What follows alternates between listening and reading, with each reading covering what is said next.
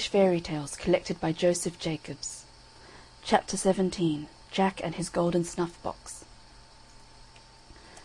Once upon a time, and a very good time it was, though it was neither in my time nor in your time, nor in anyone else's time, there was an old man and an old woman, and they had one son, and they lived in a great forest.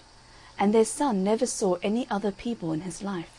But he knew that there was some more in the world besides his own father and mother, because he had lots of books, and he used to read every day about them. And when he read about some pretty young women, he used to go mad to see some of them. Till one day, when his father was out cutting wood, he told his mother that he wished to go away to look for his living in some other country, and to see some other people besides them two. And he said, "I see nothing at all here but great trees around me, and if I stay here, maybe I shall go mad before I see anything."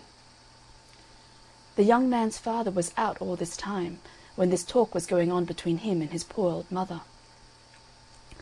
The old woman begins by saying to her son before leaving, "Well, well, my poor boy, if you want to go, it's better for you to go, and God be with you."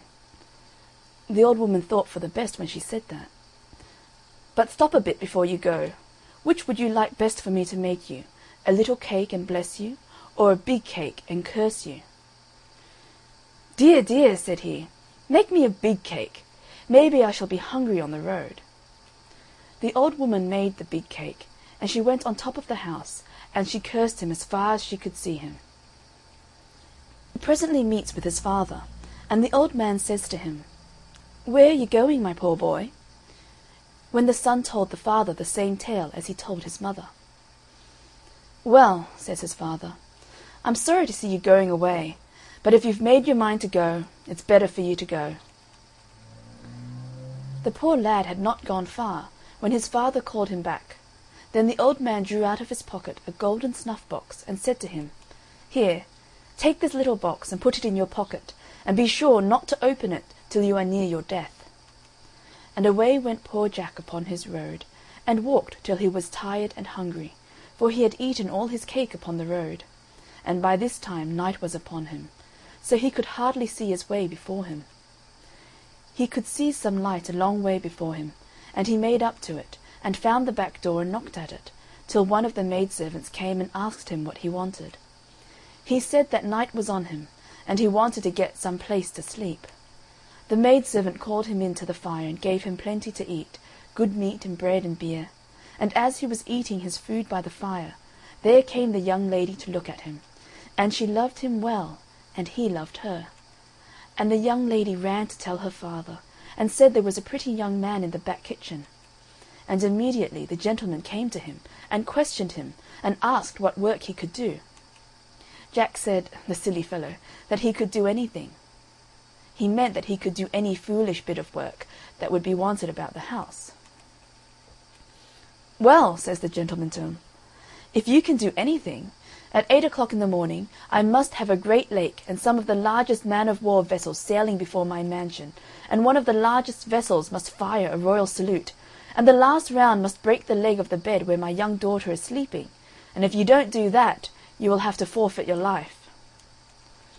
"All right," said Jack, and away he went to his bed, and said his prayers quietly, and slept till it was near 8 o'clock, and he had hardly any time to think what he was to do, till all of a sudden he remembered about the little golden box that his father gave him, and he said to himself, "Well, well, I never was so near my death as I am now." And then he felt in his pocket, and drew the little box out, and when he opened it, out there hopped 3 little red men, and asked Jack, "What is your will with us?" "Well," said Jack, "I want a great lake, and some of the largest man-of-war vessels in the world before this mansion, and one of the largest vessels to fire a royal salute, and the last round to break one of the legs of the bed where this young lady is sleeping." "All right," said the little men, "go to sleep." Jack had hardly time to bring the words out of his mouth to tell the little men what to do, but when it struck 8 o'clock, when bang, bang, went one of the largest man-of-war vessels, and it made Jack jump out of bed to look through the window, and I can assure you it was a wonderful sight for him to see, after being so long with his father and mother living in a wood. By this time Jack dressed himself and said his prayers, and came down laughing, for he was proud he was, because the thing was done so well. The gentleman comes to him and says to him, "Well, my young man, I must say that you are very clever indeed. Come and have some breakfast." And the gentleman tells him, "Now there are 2 more things you have to do, and then you shall have my daughter in marriage." Jack gets his breakfast and has a good squint at the young lady, and also she at him. The other thing that the gentleman told him to do was to fell all the great trees for miles around by 8 o'clock in the morning, and, to make my long story short, it was done, and it pleased the gentleman well.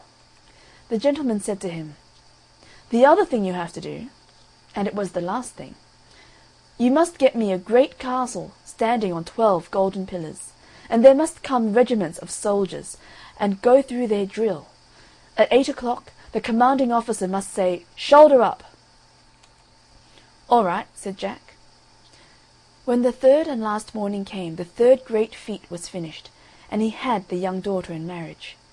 But oh dear, there is worse to come yet. The gentleman now makes a large hunting party, and invites all the gentlemen around the country to it, and to see the castle as well. And by this time Jack has a beautiful horse and a scarlet dress to go with them. On that morning his valet, when putting Jack's clothes by, after changing them to go a-hunting, put his hand in one of Jack's waistcoat pockets, and pulled out the little golden snuff-box, as poor Jack left behind in a mistake. And that man opened the little box, and there hopped the 3 little red men out, and asked him what he wanted with them.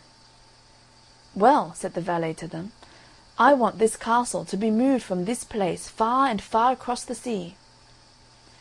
"All right," said the little red men to him. "Do you wish to go with it?" "Yes," said he. "Well, get up," said they to him, and away they went, far and far over the great sea. Now the grand hunting party comes back, and the castle upon the 12 golden pillars had disappeared, to the great disappointment of those gentlemen as did not see it before. That poor silly Jack is threatened by taking his beautiful young wife from him, for taking them in the way he did. But the gentleman at last made an agreement with him, and he is to have a 12 months and a day to look for it, and off he goes with a good horse and money in his pocket. Now poor Jack goes in search of his missing castle, over hills, dales, valleys, and mountains, through woolly woods and sheep-walks, further than I can tell you, or ever intend to tell you, until at last he comes up to the place where lives the king of all the little mice in the world. There was one of the little mice on sentry at the front gate, going up to the palace, and did try to stop Jack from going in. He asked the little mouse, "Where does the king live? I should like to see him." This one sent another with him to show him the place, and when the king saw him he called him in. And the king questioned him, and asked him where he was going that way. Well, Jack told him all the truth, that he had lost the great castle, and was going to look for it, and he had a whole 12 months and a day to find it out. And Jack asked him whether he knew anything about it, and the king said, "No, but I am the king of all the little mice in the world, and I will call them all up in the morning, and maybe they have seen something of it." Then Jack got a good meal and bed, and in the morning he and the king went on to the fields, and the king called all the mice together, and asked them whether they had seen the great beautiful castle standing on golden pillars. And all the little mice said, no, there was none of them had seen it. The old king said to him that he had 2 other brothers. "One is the king of all the frogs, and my other brother, who is the oldest, he is the king of all the birds in the world, and if you go there, maybe they know something about the missing castle." The king said to him, "Leave your horse here with me till you come back, and take one of my best horses under you, and give this cake to my brother. He will know then who you got it from. Mind and tell him I am well, and should like dearly to see him." And then the king and Jack shook hands together. And when Jack was going through the gates, the little mouse asked him, should he go with him? And Jack said to him, "No, I shall get myself into trouble with the king." And the little thing told him, "It will be better for you to let me go with you. Maybe I shall do some good to you some time without you knowing it." "Jump up, then." And the little mouse ran up the horse's leg and made it dance, and Jack put the mouse in his pocket. Now Jack, after wishing good morning to the king and pocketing the little mouse which was on sentry, trudged on his way, and such a long way he had to go, and this was his first day. At last he found the place, and there was one of the frogs on sentry, and gun upon his shoulder, and did try to hinder Jack from going in. But when Jack said to him that he wanted to see the king, he allowed him to pass, and Jack made up to the door. The king came out and asked him his business, and Jack told him all from beginning to end. "Well, well, come in." He gets good entertainment that night, and in the morning the king made such a funny sound, and collected all the frogs in the world, and he asked them, did they know or see anything of a castle that stood upon 12 golden pillars? And they all made a curious sound, crow, crow, crow, crow, and said, "No." Jack had to take another horse, and a cake to this king's brother, who was the king of all the fowls of the air. And as Jack was going through the gates, the little frog that was on sentry asked John should he go with him. Jack refused him for a bit, but at last he told him to jump up, and Jack put him in his other waistcoat pocket, and away he went again on his great long journey. It was 3 times as long this time as it was the first day. However, he found the place, and there was a fine bird on sentry, and Jack passed him, and he never said a word to him, and he talked with the king and told him everything, all about the castle. "Well," said the king to him, "you shall know in the morning from my birds whether they know anything or not." Jack put up his horse in the stable, and then went to bed, after having something to eat. And when he got up in the morning, the king and he went on to some field, and there the king made some funny noise, and there came all the fowls that were in all the world. And the king asked them, did they see the fine castle? And all the birds answered, "No." "Well," said the king, "where is the great bird?" They had to wait then for a long time for the eagle to make his appearance, when at last he came all in a perspiration, after sending 2 little birds high up in the sky to whistle on him to make all the haste he possibly could. The king asked the great bird, did he see the great castle? And the bird said, "Yes, I came from there where it now is." "Well," says the king to him, "this young gentleman has lost it, and you must go with him back to it. But stop till you get a bit of something to eat first." They killed a thief, and sent the best part of it to feed the eagle on his journey over the seas, and had to carry Jack on his back. Now when they came in sight of the castle, they did not know what to do to get the little golden box.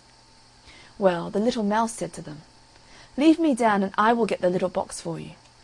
So the mouse stole into the castle, and got hold of the box, and when he was coming down the stairs it fell down, and he was very near being caught. He came running out with it, laughing his best. "Have you got it?" Jack said to him. He said, "Yes," and off they went back again, and left the castle behind. As they were all of them, Jack, Mouse, Frog, and Eagle, passing over the great sea, they fell to quarrelling about which it was that got the little box, till down it slipped into the water. It was by them looking at it and handing it from one hand to the other that they dropped the little box to the bottom of the sea. "Well, well," said the frog, "I knew that I would have to do something, so you had better let me go down in the water." And they let him go, and he was down for 3 days and 3 nights, and up he comes and shows his nose and little mouth out of the water, and all of them asked him, did he get it? And he told them, no. "Well, what are you doing there, then?" "Nothing at all," he said, "only I want my full breath." And the poor little frog went down the second time, and he was down for a day and a night, and up he brings it. And away they did go after being there 4 days and nights, and after a long tug over seas and mountains, arrive at the palace of the old king, who is the master of all the birds in the world, and the king is very proud to see them, and has a hearty welcome and a long conversation. Jack opens the little box, and told the little men to go back and to bring the castle here to them, and all of you make as much haste back again as you possibly can. the three little men went off, and when they came near the castle they were afraid to go to it till the gentleman and lady and all the servants were gone out to some dance. And there was no one left behind there, only the cook and another maid with her. And the little red men asked them which would they rather, go or stop behind? And they both said, "I will go with you." And the little men told them to run upstairs quick. They were no sooner up and in one of the drawing rooms than here comes, just in sight, the gentleman and lady and all the servants. But it was too late. Off the castle went at full speed, with the women laughing at them through the window, while they made motions for them to stop, but all to no purpose.